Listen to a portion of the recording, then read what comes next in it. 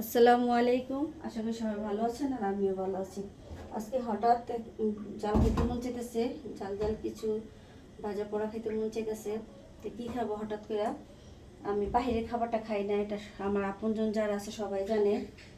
এখন এই যে 4 পিস মুরগির হাড় ছাড়া মাংস আমি এখন একটু কিমা করে নিব। চিকেন পেঁয়াজু বানাবো। তো দেখেন কীভাবে চিকেন পেঁয়াজুটা বানাই, সাথে থাকেন।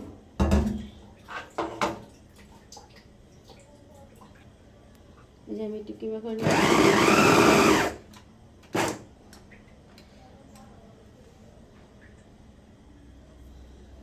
এই তো একদম ছোট ছোট হয়ে গেছে।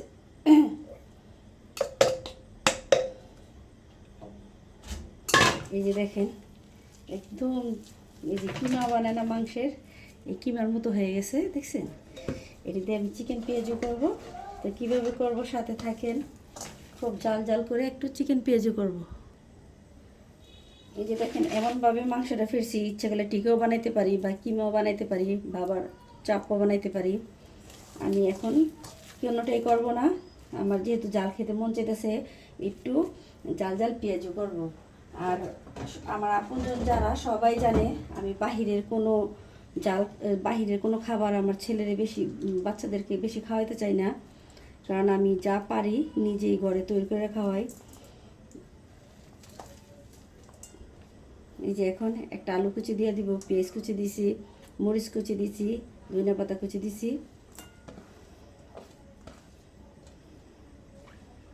টমেটো দিয়ে দিব। টমেটোটা দিলে ভালো লাগে একটু।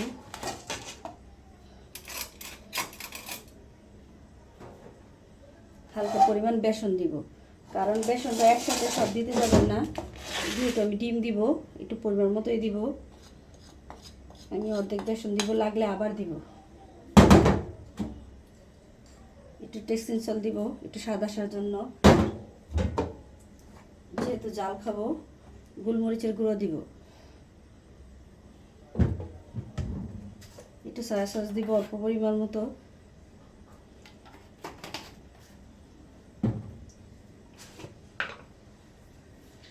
স্বাদ মতো লবণ দিব।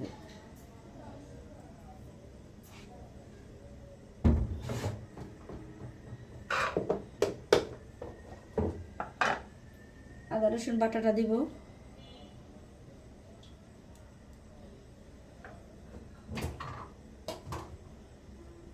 আর এখানে দিয়ে দিব গরম মশলার গুঁড়ো। যেহেতু মাংস দিছি, এখানে একটু গরম মশলার গুঁড়ো দিয়ে দিব। আর মাংসটা না দিলে আপনি গরম মশলার গুঁড়োটা অ্যাড করতে পারেন। একটু জিরার গুঁড়ো, একটু হলুদের গুঁড়ো, একটু মরিচের গুঁড়ো, একটু ধনিয়ার গুঁড়ো দিয়ে আমি সবগুলো একসাথে ভালো করে মাখায় নিব।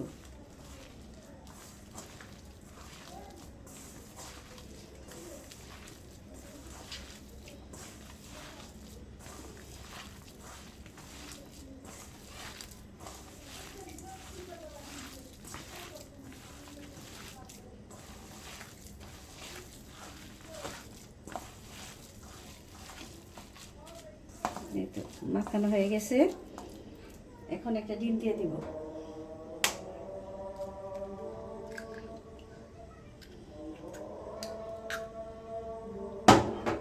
একটু লেবু রস দিয়ে দিব। লেবু রসটা দিলে এখানে ডিমের কাঁচা গন্ধটা আসবো না। অবশ্যই লেবুর রসটা দেওয়ানোর লেগে দিবেন।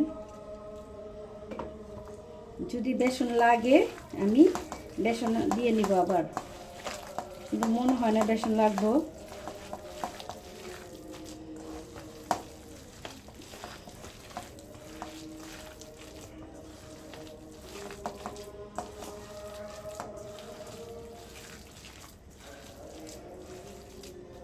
এই যে মাখায়া আমি আধা ঘন্টার জন্য রেখে দিব। তারপর আবার আধা ঘন্টা পরে আসবো। এই যে আসলাম প্রায় 40 মিনিট পর। তেল গরম হয়ে গেছে, কড়াই বসাই দিলাম। এই যে দেখেন পেঁয়াজি দিলাম। কেউ চাইলে বেশি তেল দিয়ে বানাইতে পারেন, কেউ চাইলে অল্প তেল দিয়ে বানাইতে পারেন। আমি মিডিয়ামের মধ্যে তেলটা বেশি দিছি।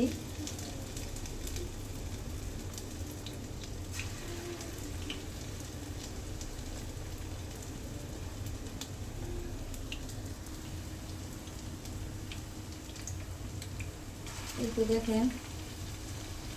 আর যারা আমার কাছে সবাই জানে আমি বাইরের খাবারটা কম খাই, আর অনেক খাবারই খেতে পারি না অ্যালার্জির জন্য। যেহেতু আমি হালকা পাতলা রান্নাটা ভালোই পারি, এটার জন্য রান্না নিয়ে আসি আপনাদের মাঝে ভিডিও করার জন্য। আর এটা শখে, এটা প্রফেশনাল না, এটা শখে আমার রান্নাটা।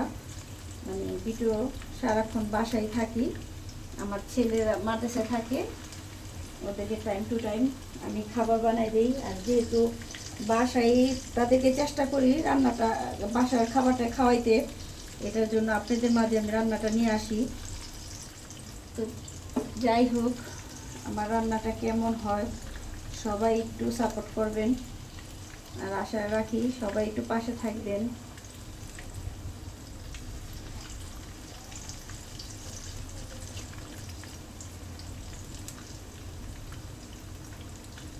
আর ট্রাই করে দেখবেন, খাবারটা অনেক ভালো লাগে।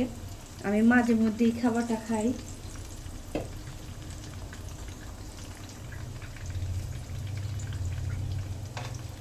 এখন আস্তে আস্তে উল্টে দিব। আর অবশ্যই কম হিটে, মানে বেশি আঁচ দিবেন না, আঁচ কমে ভাজবেন। বেশি আঁচ দিলে মানে পেঁয়াজটা পুড়ে যাবে আর ভিতরে কাঁচা রয়ে যাবে। অল্প আঁচে ভাজার চেষ্টা করবেন, কালারটা খুব সুন্দর আসবে।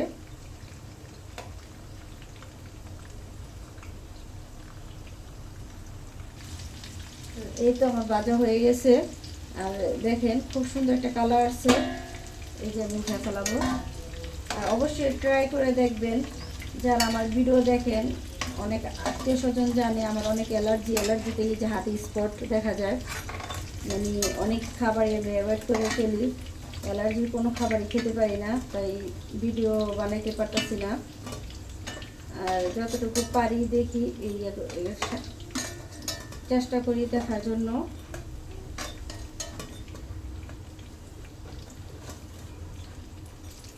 আর ঠান্ডা হলে আপনাদেরকে দেখাবো কেমন হয়েছে, খেতে অনেক সুস্বাদু। এই যে আমার পেঁয়াজু বানানো হয়ে গেছে। অনেকে বলতে পারেন টিকার মাংসটা আসে সিদ্ধ মাংসটার, আর এটা কাঁচা মাংসের গ্রান আসে। দেখেন এই যে এটা কাঁচা মাংস দিয়ে পেঁয়াজুটা, আর ওটা এসে টিকা বানাই সিদ্ধ পেঁয়াজু দিয়ে। মাশাআল্লাহ, অনেক মজা।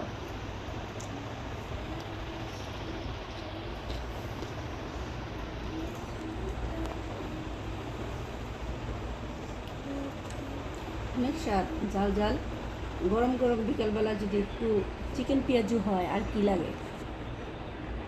অবশ্যই আমার চ্যানেলে যারা আছেন সাথে থাকবেন, সাপোর্ট করবেন। আপনাদের সাপোর্টে আমি এগিয়ে যেতে চাই। আর আমি রান্নাটা একটু ভালো পারি, তাই রান্না নিয়ে এগিয়ে যেতে চাই। আর কি বলবো, দেখেন খেয়ে ট্রাই করে দেখেন আমার রেসিপিটা ফলো করে। আল্লাহ হাফেজ।